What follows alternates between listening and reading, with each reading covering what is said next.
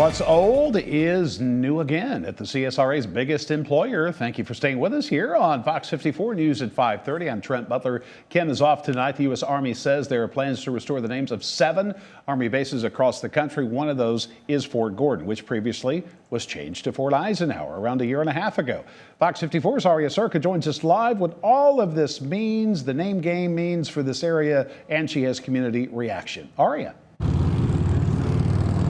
Trent, the sign behind me still says Fort Eisenhower, but the name change back to Fort Gordon is effective immediately. Some people that I spoke to say they never stopped calling it Fort Gordon, while others are critical of it being changed back.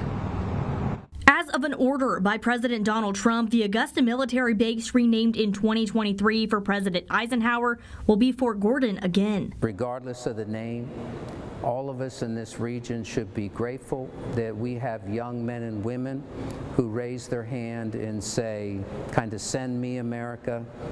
We defend freedom in the American way of life. The Army base reverts back to its old name. However, it won't be in honor of the Confederate leader it was originally named for. This time, it's for a different honoree, Master Sergeant Gary I. Gordon, Medal of Honor recipient and member of Delta Force, who went into the battle and lost their lives doing things that most people can't fathom. We are honored to have an installation named after him. Dr. Tom Clark, Executive Director of the CSRA Alliance for Fort Gordon, says the change will come fast. It'll happen rather quickly. Now, the first sign that goes up may not be a world-class sign, but they will do world-class signage.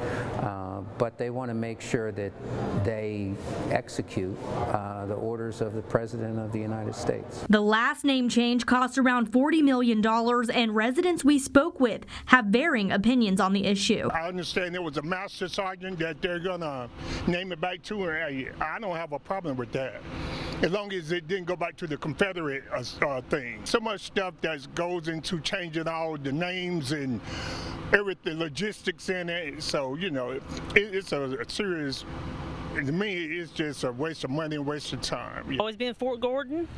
I mean, when they changed it to Eisenhower, I always called it Fort Gordon regardless. So it's just going back to a roots, even regardless of who's it supposed to be named after. It's still going to be Gordon no matter what.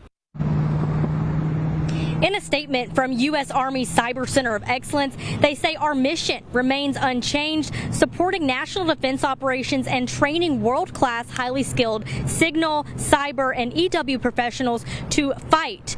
And now they do have plans in order, and they are making plans to have a ceremony for the name change. Stay updated right here on Fox 54, and we'll bring you that information for this developing story. Reporting from Fort Gordon, Aria Surka, Fox 54, working for you. Feels like temperatures well into the 90s right now across the CSRA. 95 in Augusta, 94 in Barnwell and Waynesboro, 92 in Thompson, 92 in Swainsboro. And again, this hot, muggy weather is here to stay. And you know what that means. Chance of showers and storms each and every afternoon. And a lot of these, notice, they look like popcorn in a microwave when you see it on radar. But this pattern, there's no wind direction that's steering them. They just have to rain themselves out. And this particular storm is at the end of its life cycle as it's moving just to the south of Ridge Spring, Monetta, and Ward, and right over Johnston. Some heavy rain right over downtown at this time, closing in on Bonite as well. Take it further south into Jenkins County. State Road 17 has been the hot spot here. That's anywhere from Midville to Millen, and then Millen down to Rocky Ford. And how about that heavy downpour? So if you're driving from Rocky Ford to Millen, you're going to be running into that one very shortly. Still more of the same with a few downpours between Washington and Lincolnton, Thompson and Harlem. And coming up in the full forecast, we'll show you what to expect through the rest of the evening. When is this pattern going to stop? It could be a long time before we get any changes. We'll let you know what to expect in just about 10 minutes. Okay, Alex, thank you. Some Columbia County residents are turning on their taps and getting a brown surprise. It's raising questions about water safety and also what's causing the issue. Fox 54's Lucy Bertsch live, but where the water process all starts, she has answers to why some people in Columbia County are experiencing that murky water. Lucy. Yeah, Trent, I'm here at one of Columbia County's water treatment facilities, and as you can see behind me, this is where the water is filtered and processed, but some residents are experiencing murky water coming out of their faucets. County officials say it's not a problem here, it's what happens after the water leaves the facility. After storms moved through the area this past weekend, some Columbia County residents had brown muddy water in their bathtubs, toilets, and faucets. Officials say this was due to a power outage from the storm. But this murky water isn't new for some citizens and has become a common issue. So we went straight to the utilities department to find out why. Our water lines are beginning to get some age on them. So we have several water lines that are 40-ish years old in the system. Like during the storm, we had a power outage. So with that, manganese is still stuck to the walls of the pipe. And when the power outage happened, it created an energy wave in our system, which is commonly referred to as a water hammer. And so that water hammer will stir the pipes up a little bit, and you'll see brown water in your houses. We spoke with one resident who experiences this every couple months. Hear from her and the county and their plans to fix this coming up at Fox 54 News at 10. Reporting live in Columbia County, I'm Lucy Bertsch, Fox 54, working for you. Lucy, thank you. A small roundabout can make a big difference for a dangerous intersection in Columbia County. Construction began on Riverwood Parkway this week. Fox 54's Ansleigh Edwards was there today. She joins us live in our studio to tell us how this might impact traffic, especially, Ansleigh, once students head back to the classroom. That's right, Trent. The mini roundabout will go at the intersection of Riverwood Parkway and General Wood Parkway in Evans. The goal is to make it safer and more efficient for drivers who will use it on a daily basis. Four-leg intersection has, I think, 32 left turn conflict points, and a roundabout reduces that down to 8, I believe.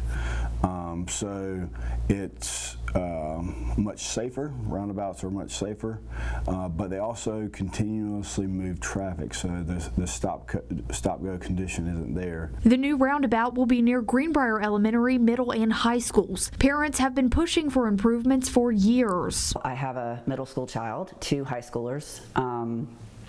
I personally was driving through that intersection on a daily basis, and it was challenging for me as somebody who's been driving for quite a while. I can't imagine those teenagers, those new drivers, trying to go through that safely and with children crossing. I personally saw my son almost get hit once, and that's when I reached out to the sheriff. Construction is well underway and the new traffic pattern has already began. Drivers are asked to reduce speed and exercise caution while traveling through work zones. I'm confident that it's going to be safer. We're hoping that it moves traffic the way we want it to. Again, we met with the Board of Education. There were some operational improvements on 2 of their 3 sites that we worked with them on. They were very receptive to making improvements. Some would love to see a crossing guard too. It's been a few years since I started calling the sheriff's department and complaining about it, and I know there were a lot of people that were doing that as well. I wish it had happened sooner. It could have prevented, an accident that was very tragic that happened here a few years back to a young lady as they were trying to make a turn. And I'm just grateful that nothing else has happened to children, so we're very happy to see it come in. Now, improvements should be complete before school is back in session. That's weather permitting. Live in our studio, Ansleigh Edwards, Fox 54, working for you. Ansleigh, thank you. A candidate for Georgia Public Service Commission has been disqualified just days before the June 17th primary election. A judge ruling that Democrat Daniel Blackman had not proved that he lived in Fulton County for the required year before the November election. A Superior Court judge there in Fulton County had issued a temporary order that kept Blackman on the ballot after he was disqualified by Secretary of State Brad Raffensperger. After a hearing yesterday, a judge ruled that the Secretary's decision was correct.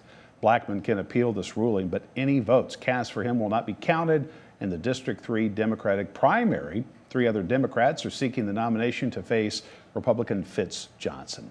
In South Carolina, a federal judge says they will not stop an execution because they did not have evidence of problems with the state's lethal injection process. Now, 57-year-old Stephen Stanko is scheduled to die at 6 p.m. Friday in Columbia for killing his 74-year-old friend in 2006. Hours before, Stanko had strangled his girlfriend and slashed her teenage daughter's throat. She survived and testified against him. Stanko's lawyers argue that the state is carrying out executions incorrectly, saying that the last 3 inmates sentenced to lethal injection were still conscious and died a lingering death. Stanko would be the 6th inmate executed in South Carolina in the past 9 months. Now, coming up tonight, it is time to prep for liftoff, a local summer camp helping students gain a passion for flight. You'll get a look when we land. Back here with more news, but first, weather with Alex. Scattered thunderstorms all across the CSRA right now, and coming up in the full forecast, can we get a breather from some of those storm chances? We'll let you know. That's coming up in just a few minutes.